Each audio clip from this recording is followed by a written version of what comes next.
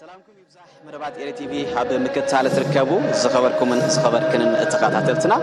اب رئيس أربارات دبرتيون قدست مريم اسمرا سرعات سيمت وصلوت تقبو شرشاي باتريك ناتخايديو زركب زلو نزي زملكت ابطاب حيزنالكم مصينالونا ترجمو انتاي مخانو دايزي سنه سرعات ابوታት بحرشا كبرهلنايوم نابت مدب كبلكم بحبار نكتاتلو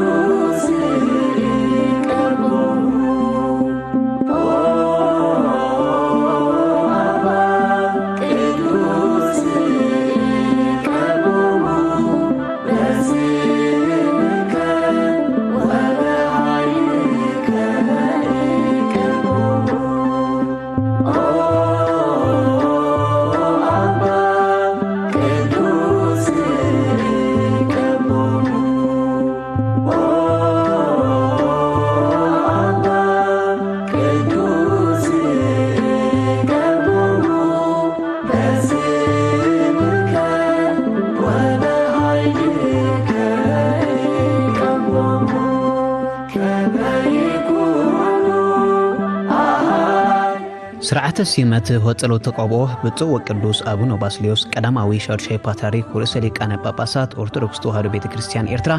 ሎም ሰንበት 26 ጥሪ ፍርቅ ለይቲ በማህሌት ሊቃውንቲው ተኸፊቶም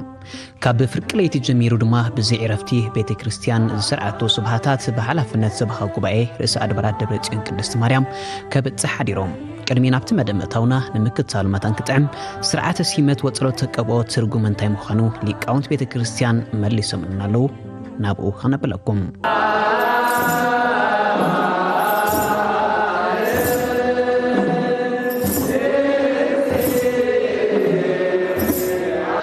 ስርዓተ ሲመት ወይ ድማ ስርዓተ ተቀብኦ ቅድሚ ምባልና ምርጫ ነይሩ እቲ ምርጫ ኩለን ገዳማት ተሳተፎ ኩለን አህጉረ ስብከታት ተሳተፎ ምርጫ ናይ ውስጥን ናይ ደገን ዘለዋ ተሳተፎ ምርጫ ተፈጽሙ ማለት እዩ ወመሰረት ድማ አቡና ባስልዮስ ድማ ተመሪጾም ኣብዚ ዕለት እዚ ዝፍጸም ዘሎ ድማ እቲ ኣብቲ ዕለት እቲ ምርጫ ዝተገብረ ድማ ዝተሓረይዎ لو معلد دما بناي قدوس سينودوس للاونت ወይ ድማ ብጻና ቦታት ባሩኾት ዝቕበሉ ከምቲ እምነትና ድማ መንፈስ ቅዱስ ኣብኦም ወሪዱ ድማ ፓትርያርክ ዝኾኑሉ እዩ ምክንያቱ ነፍስ ወከፍ ሲመት ወይ ድማ ማዕረግ ኣብ ቤተክርስቲያን ካብ ዲቁና ጀሚርና መንፈስ ቅዱስ ብንፋት መንፈስ ቅዱስ ከም ዝሓድሮም በቲ ዝተዋህብዎ ማዕረግ ማለት እዩ ስለዚህ በዚህ ዕለት እዚ ድማ ብናይ ብጻና ቦታት ጸሎት ፓትርያርክ ዝኾኑሉ ዕለት እዩ ማለት እዩ ስለዚህ ተቀብኦ ዝበሃል ፓትርያርክ ዝኾኑሉ ብዕሊ መንፈስ ቅዱስ ድማ ኣብ ልዕሊኦም ሓዲሩ ፍትርክና ዝቕበሉሉ ዕለት ማለት እዩ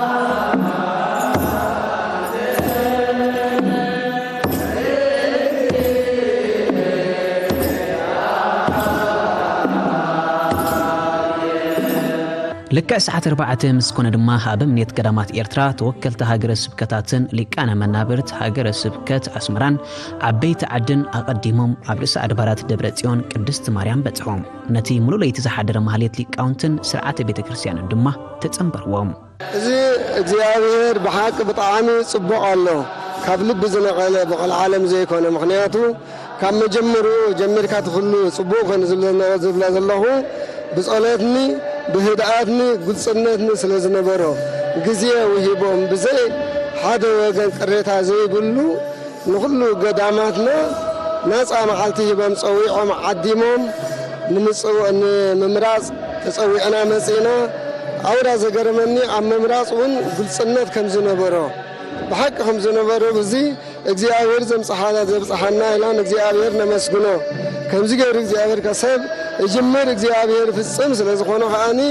زندك سبات نزيوم مريجا إلى مصيون خمس جرام زقربو مبهدات جرام عبزي زب صحنا جمرهم زيابير سبي جمر زيار بس أنسل زخانها عبزي صحنا خان زيابير مسكونه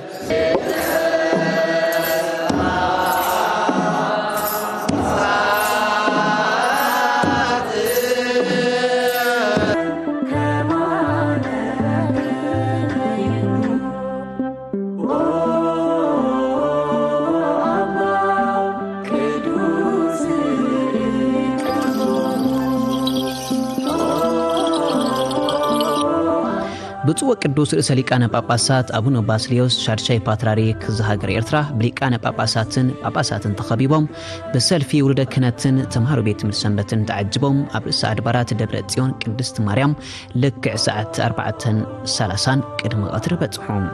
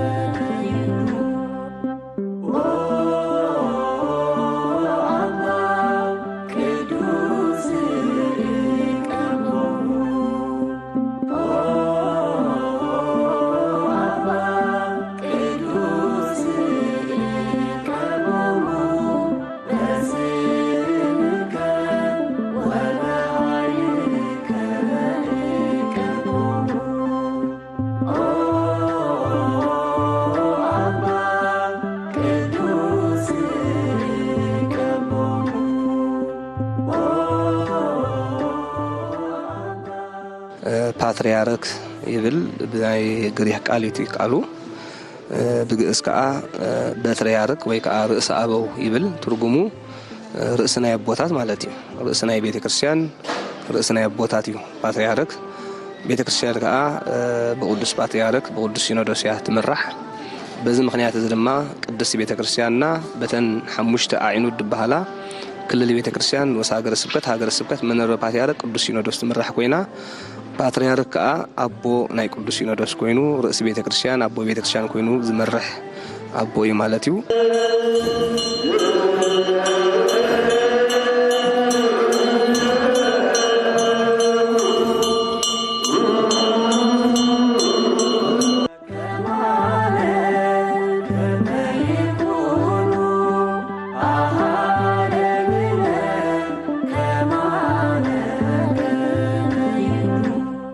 ናብዚ ብፁዕ ቅዱስ ርእሰ ሊቃነ ጳጳሳት አቡነ ባስልዮስ በጽሖም ዘለው ናይ ፓትርያርክ ደረጃ ክትበጽሕ መጀመርታ ፍቃድ እግዚአብሔር በተወሰኸ ድማ እተሓልፎ ብዙሕ ደረጃታት ከም ዘለዮም ምሁራት ቤተክርስቲያን ዝገልጹም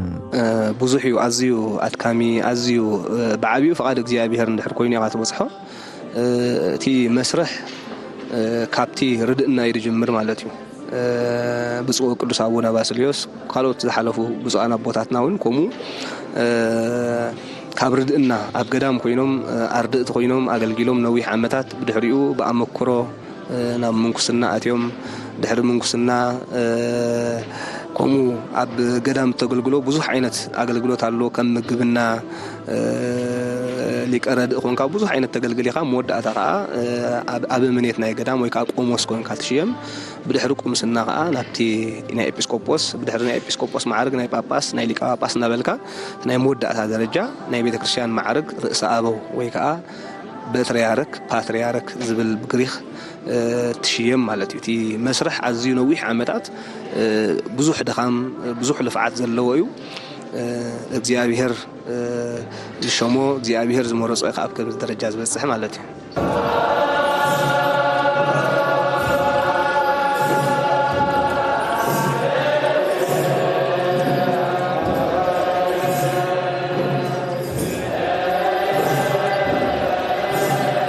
ሰዓት 6:30 ምስ ኮነ ድማ ብጽኡነቶም ብሊቃነ ጳጳሳት ተሰንዮም ስርዓተ ቅዳሴ ክሳብ ዝውእቱ ዝብል ናይ ቅዳሴ ክፋል በጺሖም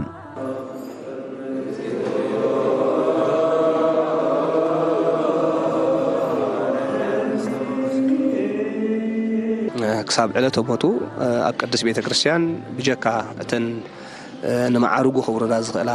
ውሱናት ነገራት ተዘይ ኮይኑ ክሳብ ዕለተ ሞቱ ፓትርያርክ ኣቦ ኮይኑ እዩ ዝነብር ፓትርያርክ ከይሞተ ዝኾነ ይኹን ኣቦ ኣይተሸይምኒ ኢኻ ማለት እዩ ስለዚ ከምቲ ንኹልና ቤተ ክርስቲያን ኣዴና እንድሕር ኮይና ኣቦና ከዓ ፓትርያርክ ክኸውን ኣሎ ማለት እዩ ኣብ ትሕቲ እግዚኣብሔር ስለዚ እቲ ኣቦነት ከዓ ዘይልወጥ ኣቦነት እዩ ንዘለኣለም ዝነብር ኣቦነት እዩ ቤተ ክርስቲያን ከዓ ኣቦታታ ኩሉ ግዜ ብጸሎት ትዝክር ዋላ ዝሓለፉን ዘለውን ማለት እዩ ቶም ዝሓለፉ ሓሙሽተ ፓትርያርካት በፂሕና ኣለና ብፍላይ ከዓ ናይ ቤተ ክርስቲያንና ስርዓትን ማዕርግን መሳልል ሃዋርያዊ ዝሓዘ እዩ ከምቲ ሰንሰለት በብደረጅኡ ዝመጽእ ኣብ ቤተ ክርስቲያንና ከዓ ልክ ሃዋርያዊ መሳልል ከም ዘሎ በዚ ክትርዳእ ትኽእል ኢኻ እዚ ከዓ ቤተ ክርስቲያን ካብ መንበረ ማርቆስ እዩ መሰረታ ሃዋርያ ማርቆስ ወንጌላዊ ማርቆስ ማለት እዩ ኣብ ግብጺ ኮይኑ መንበር ዝሸመ ካብቶም ወንጌል ጽሓፉ ሓደ ሃዋርያት እዩ ካብኡ ትሒዙ ክሳዕ ብፁዕ ወቅዱስ ኣቡነ ሲኖዳ ዘሎ መበል 117 ኣቦታት ያበፂሓ ዘላ ቤተ ክርስቲያን ማለት እዩ ኣቦታት ናይ ግብጺ ብድሕሪኡ ከዓ ካባና ከዓ እንድሕር ጠቂስና ካብ ኣቡነ ፊልጶስ ክሳዕ ዘለናዮ ዕለት 6 በፂሕና ኣለና ስለዚ መሳልል ሃዋርያዊ ዝበሃል መበል 123 ናይ ሃዋርያት መሳልል በፂሕና ኣለና ማለት እዩ ክብርን ምስጋና ንእግዚአብሔር ይኹን ቤተ ክርስቲያን ሃዋርያት ዘብላ ከዓ በዚ ምክንያት እዚ ማለት እዩ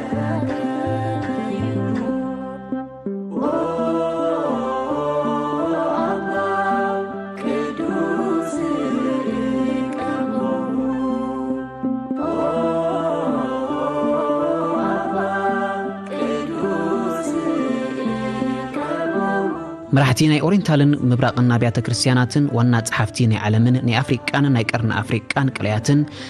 ሰዓት 7 ኣብ ደብረጽዮን በጽሖም ተማሃሪ ቤት ትምህርቲ ሰንበት ብፉሊ ናይ ሕብረት መዝሙር እናዓጀቦም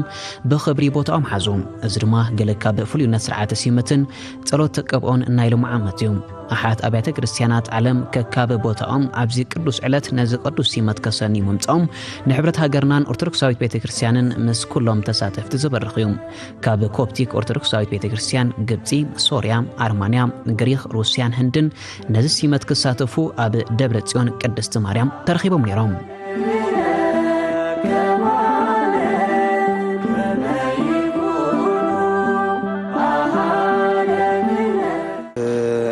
بعلم حبرتنا أبيات كريستيانات الله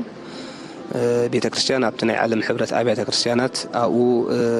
አባልያ ኮሙን ከመራሒት ኮይናውን ተሰሪሓ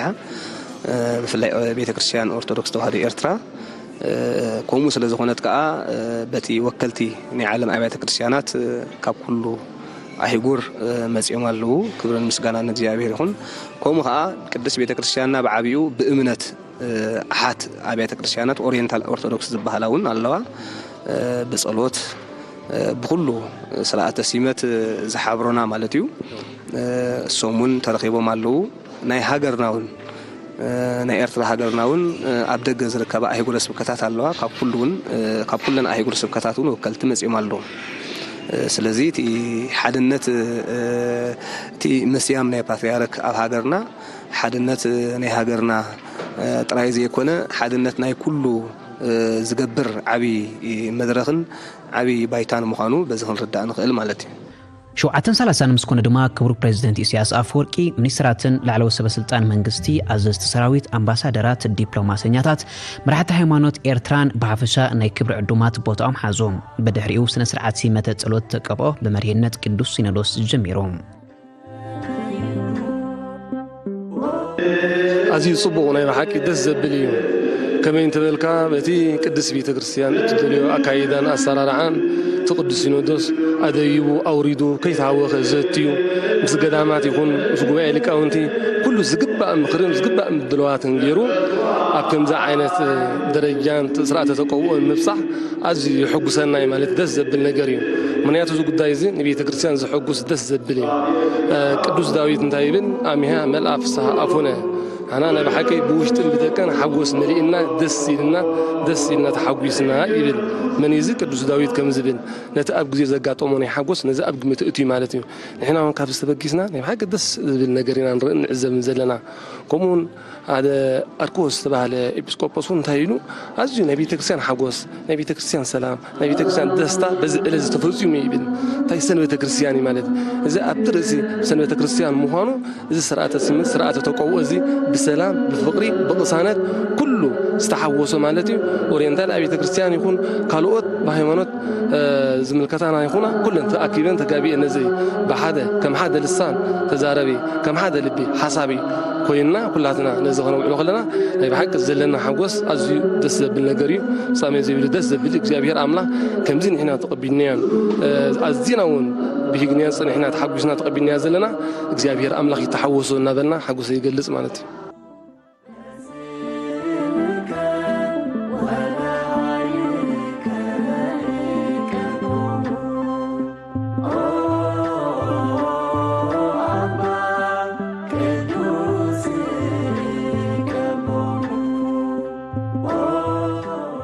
أزي سنة سرعات نوح ساعات زوسدت صلوت نيا بوتات يواسنيوم كلهم ليكان باباساتن حجرنا أب جزيوم كم سرعات بيت كريستيان نناتون صلوت هبتهم بتصو أبونا باسليوس أبتحت يوم كينهم نت صلوت إننا وسديوم نتي تقوه سقبلوهم أملاخ مريحنتهم كبارخ نوح عدم كهوم كافتنا كسورو من بقعنا زجل جللو بقعات كعدلهم زتحستو صلوت أبلعلي بتصو قدوس أبونا باسليوس كينهم تليوم بدلنا هذا قلنا أبناي يخونا السبعات كنيساتف عقبنا وقويتنا بقينا المجد كين مالوت ردنا سألسنا نفسه وأخنا مزقا على الاستقامة فأمانا نتفتوى بيدوث مدد أولئك أملا مسجد الماريا وإنجنا ويقلس مالك وأسنة كل سؤال سلامان كل سؤال صلاة الله سرعات سيمتن صلوت تقبون أبوشتو بتصلوت استسني بزوح سرعاتي زلوو قال خابو كلهم ليكان باباساتن هاجرنا إيدوم أبلعلي أبونا باسليوس أمبيروم زتصلي وتصلوت أب ما أجرهم صلوت أبلعلي أخليلن كالأن يركبوا أخليل نايبوتو أبونا باسليوس سلسة جزي إن العالم سبارخو سرعات تقبوا بوتانا بوتات تخيدوم نزي سرعات يدلو لبوتو قدوس أبونا باسليوس زبل زيما بيت كريستيان أسني ونيرو ترجمو يجبوا نبوتو أبونا باسليوس زبل يوم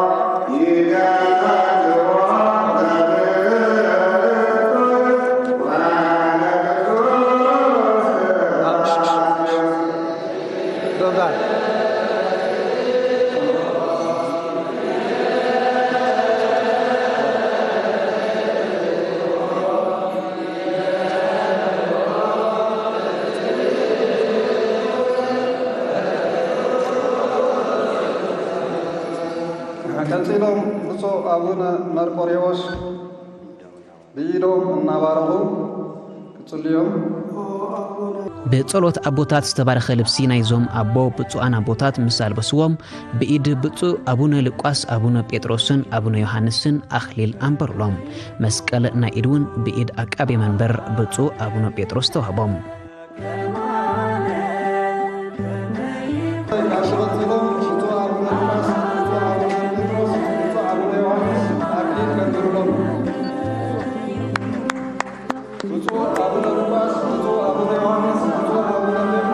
أخليل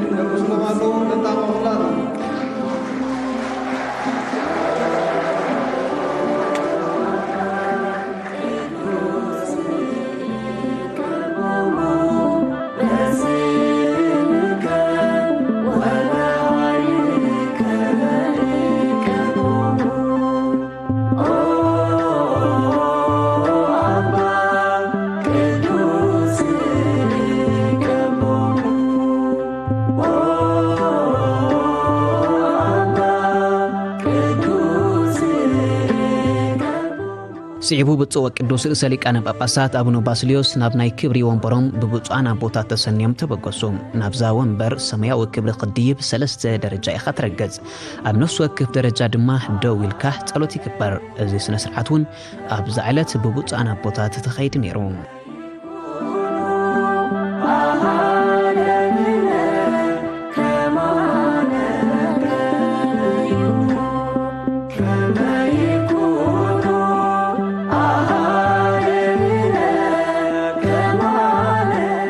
ነቲ ማዕረግ ዝግባእ ምሉእ ልብሲ ናይ ፓትርያርክ ምስ ለበሱ ድማ ኣሓት ኦሪየንታል ኣብያተ ክርስቲያናት በብስርዓቶም ኣብ ልዕሊ ኣቡነ ባስልዮስ ጸሎት ገበሩ።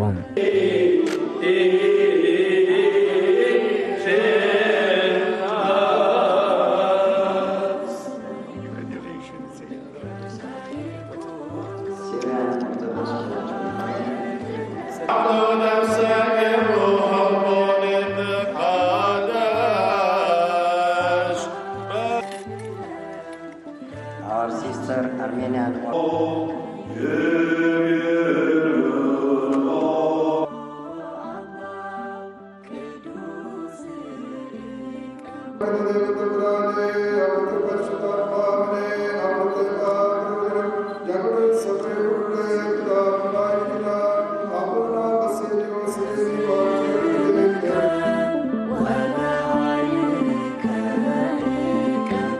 كل ህዝቢ ኣእምሮ ክሕድስ ኩሉ ንሃገሩ ሃገፍቅር ንሃይማኖትን ሃገሩን ኣፍቂሩ ስነ ምግባርን ሃይማኖቱ ኣጽኒዑ ንኸይድ ድማ እግዚአብሔር ሓግዘና። ጸጋዚ ነባሪ ሙሉ ሓጎስ ልብና ብሓጎስን ደስታን ነብር ይግበረልና። እዚ ንሃገርና ሎሚ ተራእዩ ዘሎ ሓጎስ ቀሊል ነገር ኣይኮነን፣ ብቃላት ዝግለጽ ኣይኮነን እሞ ሙሉእ ንባርን ሓጎስን ይግበረልና። ስርዓተ ሲመት ወጸለቶ ቆቦም ዝተዛዘመ ሓጺር ታሪኽ ብፁዕ ወቅዱስ አቡነ ባስልዮስ ብሊቃነ ካህናት ቀሲስ ዘሚካኤል ተነቢቦም። ካብ ዕለተ ልደቶም ጀሚርካ ክሳዕዚ ሕጂ በፂሖም ዘለዉ ዓብ ደረጃ ናይ ቤተ ክርስቲያን ብኸመይ በፂሖም ዝድህስስ ሓፈሻዊ ታሪኽ ህይወቶም ተነቢቦም። ኣብ ቤተ ክርስቲያን በዲቁና ምንኩስናን ጵጵስናን ብዙሕ ከም ዘገልገሉን ብዙሓት ንሶም ዝመሃርዎም ኣብ ቤተ ክርስቲያን ኣብ ኣገልግሎት ከም ዝርከቡን ከም ዘፍርዩን ድማ ካብ ታሪኽ ህይወቶም ተገንዚብናዮም። ኩሉ ኣሎ ዝበሃል ስራሕ ኣብቲ ገዳም ሓሊፎም ድሕሪ በብደረጁ እዮም ዝሓልፉ ማለት እዩ። ናብ ምንኩስና ካብ ምንኩስና ድማ ናብ ኣበምኔት ካብ ኣበምኔት ድማ ናብ ጵጵስና ካብ ጵጵስና ድማ ከም ፍቃድ ኣምላኽ ብፁዓን ኣቦታት ዘለዎ ብናቶም ምርጫን ብናይ ኩሉን ምርጫን ከም ዝሓለፈ ዝነበረ ምርጫ ማለት እዩ። ብዓብይኻ ብጽላል ናይ መንፈስ ቅዱስ ድማ እዩ ዝምረጽ ማለት እዩ። ስለዚ ናብዚ ደረጃ እዚ ንምብጻሕ ነዊሕ ጉዕዞ እዩ። ከምዚ ናይ ብፁዕ ወቅዱስ አቡነ ባስልዮስ ታሪኾም ከም ዝተመልከትና ኣብቲ ተዳልዩ ዘሎ መጽሓፍ ብዙሕ ስራሕ ዝሰርሑ ብዙሕ ልምዓታዊ ስራሕ ዝሰርሑ ብርድነቶም ድማ ኣብ ገዳሞም ካብኡ ድማ ድሕሪ ድማ በጵስና ካብኡ ድማ መሊሶም ብሊቀ ጵጵስና ንቤተ ክርስቲያን ዘገልገሉ ኣቦ ስለ ዝኾኑ ስለ ተመስከረሎም ድማ ናብዚ ደረጃ ዝበጽሖም ኣለዎ እሞ ናይ ኩሉና ኣቦ ርእሰ ኣቦ ተባሂሎም ስየሙ ንዖም ብሓቂ ጥበብ እግዚአብሔር ሂብዎም ንህዝብና ብሓድነት መሪሖም ብጸሎቶም ድማ ክድግፉና ኢና ንምነ።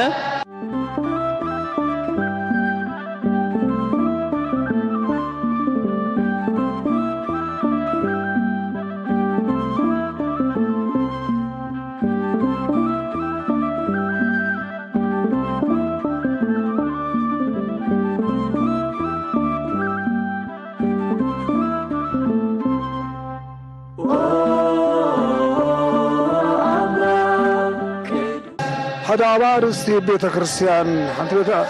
ንሓንቲ ሃገር ወይ ንሓንቲ ቤተ ክርስቲያን ብዘይ መሪሕነት ኣይትነብርን እያ። ስለዚ እዚ ሲመት እዚ ትዝለዓለ ናይ ቤተ ክርስቲያን ማዕርግ ኮይኑ ንቤተ ክርስቲያንና ኣዝዩ ናብ ሓደ ሰፊሕ መንገዲ ዝኸይድ ነዊሕ ንጽበየ ዝነበርና ግዜ ስለ ዝኾነ እሞ ሎሚ መተካእታ ናይቶም ኩሎም ዝሓለፉ ቦታት ሎሚ እዚ ምዕልቲ እዚ ክንሪኦ ከለና ግን ፍልይ ብዝበለ መልክዑ ደስ ዘብል ጊዜ ርኢና ኣለና። መጻኢ ጊዜና ክጽቡቕ ምዃኑ ከዓ ድማ ተስፋ ጥራሕ ዘይኮነሲ ርኡይ ኣብ ህይወትና ርኡይ ዝኾነ ኣረጋጊፅና ኣለና ክብል ይኽእል እየ።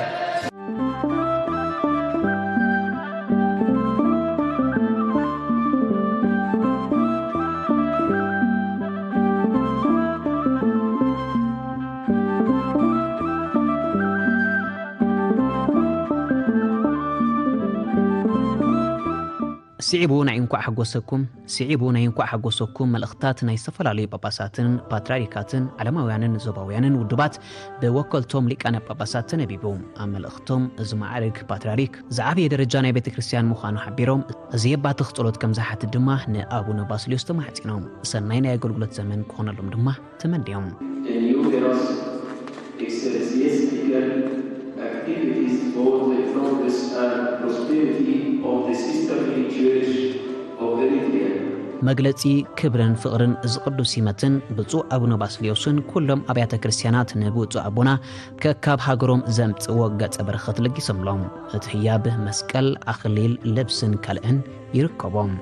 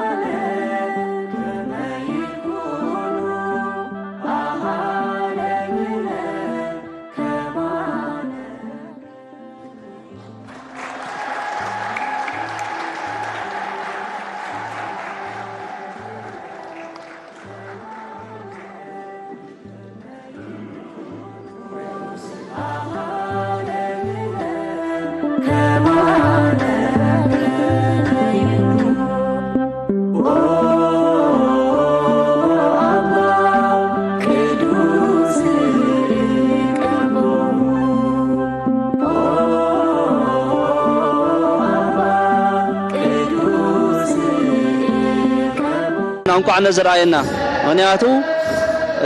قليل زي كل فتنات ابدغ ون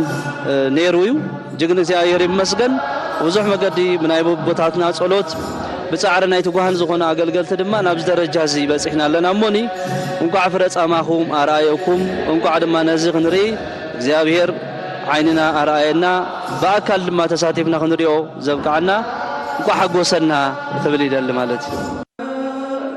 بصو وقدوس ابونا باسليوس አቅም ሁሉ ተጋባይ ቀለም ሐላፈት ሲሆን በቀጥና ለህዝቦም ከገልግሉ እግዚአብሔር ከድግፎም ሁሉ ሰብ አብ ጸሎት ከዝክረሙን ተማህጺኖም ፈጸመ በዝማሬ ሊቃውንትን ተማህር ቤት ትምህርት ሰንበትን ተዓጅቦም ናብናይ ክብሪ ቦታኦም ተበቀሶም በዝድማ አትስነ ስርዓት መፈጸም ተረኺቦ እዚ ሁሉ ስነ ስርዓትን ንሐጎስ መልእክታትን ምስ ተፈጸመ ናይ ክብሪ ዕዱማት ክቡር ፕሬዝዳንት መርሕዎም መስቀል ቅዱስነቶም እና ተሳለሙን ሰናይ ምንያቶም እና ገለጹን ተፋንዮም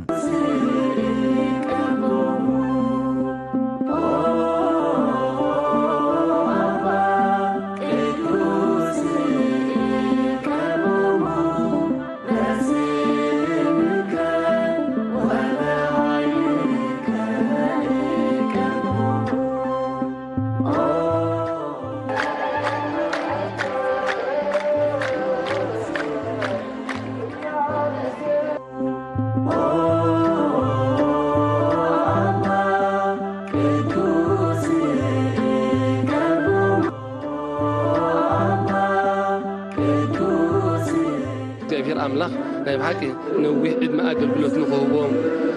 إدماء أقلقلوتهم أنويهم نبي كريستيانو من نهزبو من بمنفسه تبعاتن بحايلن تمليهم نهزبهم كباروهم بيت كريستيان كبروهم بيت كريستيان كأقلقلو إزاي كان حزب خانة بحكي وهم نصوبيهم دولهم حزبنا كلها نغط حقاقنا أبسولوت እግዚአብሔር አምላክ ምሳና ሁሉ ሀገርና በሰላም ፍቅሪ በቅሳነት በክትክጽለና ቤተክርስቲያኑን ከምዚላ በአቦታት በፓትርያርክ እና ተገልገለት እና ተመርሐት እና በረህት ንፍትነብር እዘኻ ካብ ህዝብን ኩላትና አገልግሎት ሁላ ህዝብ ክርስቲያን በጸሎት ክንድግፎም ዘለና ማለት ነው ንዓናን ንኸባቢናን ወረባብትናን ሰላምን ርግዓትን አውሪዱ ጽቦ መንፈሳዊ ዝኾነ መሪሕነት ንምራሕ ቃል ተስፋ ንገብር ማለት እዩ